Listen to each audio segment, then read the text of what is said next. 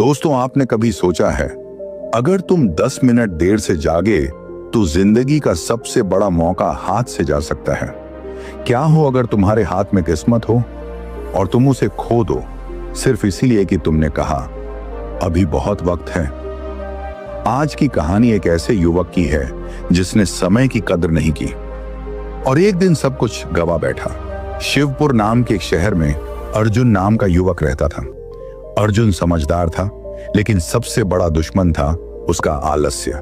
हर जरूरी काम वो ये कहकर टाल देता कि कल कर लेंगे। उसके माता पिता उसको बहुत समझाते कि बेटा, तुम्हारा यह समय बहुत कीमती है, बुरे काम छोड़कर अपने पढ़ाई लिखाई पर ध्यान दो। लेकिन अर्जुन को लगता कि ये सब पुरानी बातें हैं। कुछ दिन बाद अर्जुन पढ़ाई करने के लिए शहर गया, लेकिन वहां भी उसकी आदतें नहीं बदली। दिन भर रील्स, मस्ती और खाली बातें, जैसे कि उसकी पढ़ाई कहीं खो गई थी। फिर एक दिन उसके दोस्त का कॉल आया और वो अर्जुन से बोला, भाई मेरी एमएनसी में नौकरी लग गई है।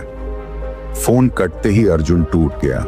वह खुद से बोला, मैं ही क्यों हमेशा पीछे रह जाता हूं। मेरे सारे दोस्त मुझसे आगे निकल जा रहे हैं। वह बेचैनी में घाट की ओर चला गया।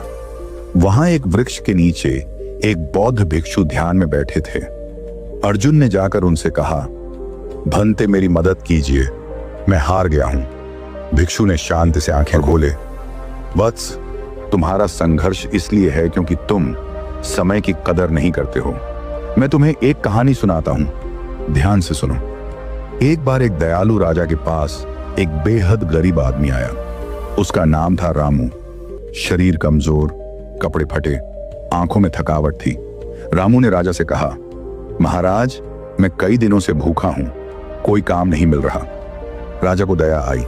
राजा ने कहा, मैं तुम्हें एक अवसर देता हूं, आज का पूरा दिन तुम्हारा है। सूर्यास्त से पहले मेरे महल से जितना सोना उठा सको सब तुम्हारा होगा, लेकिन सूर्य डूबते ही महल के दरवाजे हमेशा के लिए बंद हो जाएंगे।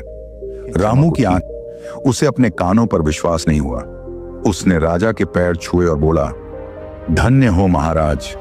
फिर वो दौड़ते हुए अपने घर की ओर निकला। रास्ते भर उसके मन में सिर्फ सोने की चमक थी। उसका मन कह रहा था, अब मेरी जिंदगी बदल जाएगी। वो अपनी झोंपड़ी पहुंचा और पत्नी को चिल्लाकर बुलाया। पत्नी बोली, क्या हुआ, क्यों इतने खुश लग रहे हो? रामू ने पूरी बात बताई, राजा का प्रस्ताव, सोना और सूर्यास्त की सीमा। पत्नी बोली, तो फिर अब भी क्यों रुके हो? भागो, समय मत गंवाओ। रामू बोला, बहुत भूख लगी है, पेट में कुछ नहीं है, पहले खाना खा लूं तब जाऊंगा। पत्नी चौंक कर बोली, तुम्हें अभी भी भूख की पड़ी है? रामू बोला, अरे भूखे पेट काम कैसे होगा, थोड़ी ताकत तो चाहिए।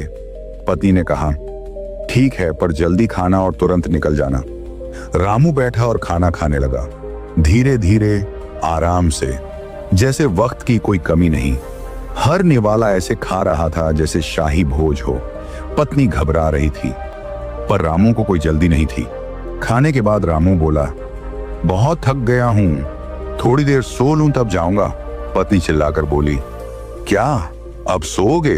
रामू बोला, हाँ, बस आधा घंटा, फिर मैं भागता हुआ जाऊंगा, अभी पूरा दिन पड़ा है।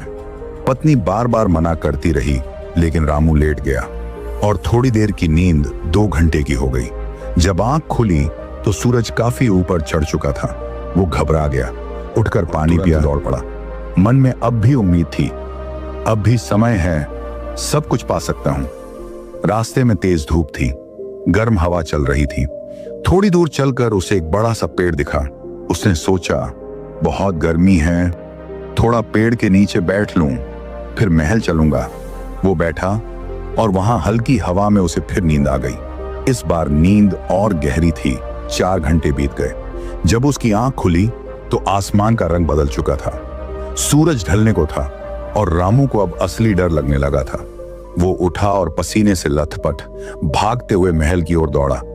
मन में बार बार यही सवाल, मैंने इतना समय क्यों बर्बाद किया?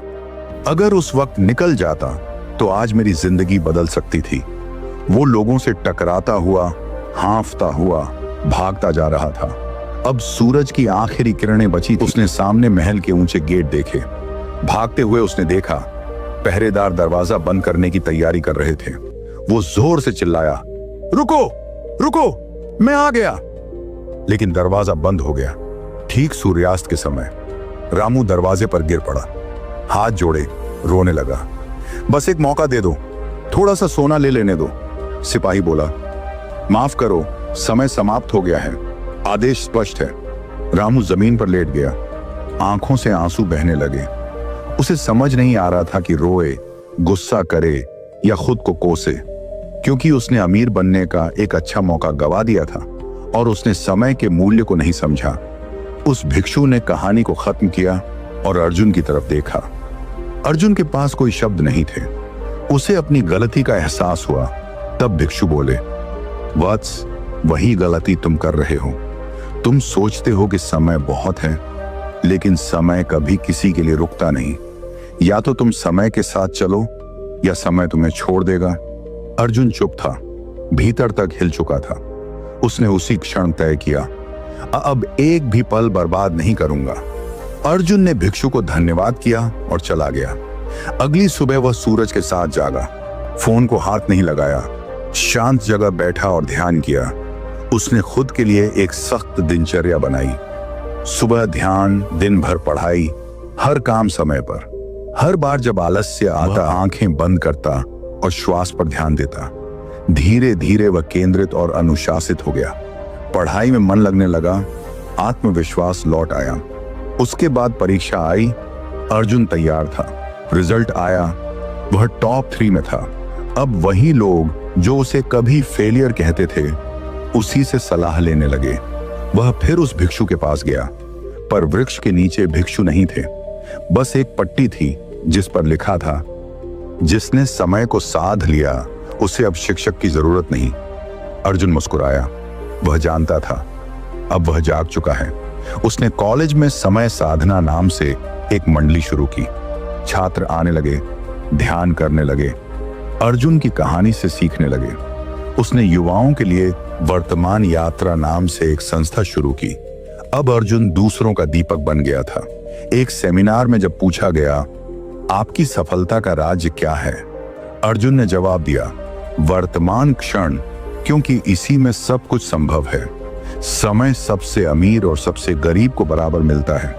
फर्क सिर्फ इतना है, कौन उसका इस्तेमाल करता है, कौन उसे गंवाता है। अगर तुम आज काम टाल रहे हो तो याद रखो, कल का दरवाजा हमेशा खुला नहीं रहेगा। जो हर सुबह यह सोचकर उठता है कि आज का दिन मेरी जिंदगी बदल सकता है, वही इंसान वाकई जीता है। इसलिए उठो, जागो और समय को साधो, क्योंकि जो समय आज है वही कल तुम्हारी किस्मत बन जाएगा। दोस्तों, इस कहानी से हमें यह सीख मिलती है कि समय सबसे मूल्यवान संपत्ति है। अगर हम इसे बेकार की चीजों में बर्बाद करेंगे तो हमारे पास पछताने के अलावा कुछ नहीं बचेगा। हर अवसर का सही समय पर लाभ उठाना चाहिए, क्योंकि खोया हुआ समय कभी वापस नहीं आता है। दोस्तों, अगर ये कहानी आपको प्रेरणादायक लगी हो तो कृपया इसे लाइक करें और अपने दोस्तों के साथ शेयर जरूर कर सके। मिलते हैं अगली कहानी में। तब तक याद रखो, वक्त को मत गवाओ, वरना वक्त तुम्हें गंवा देगा।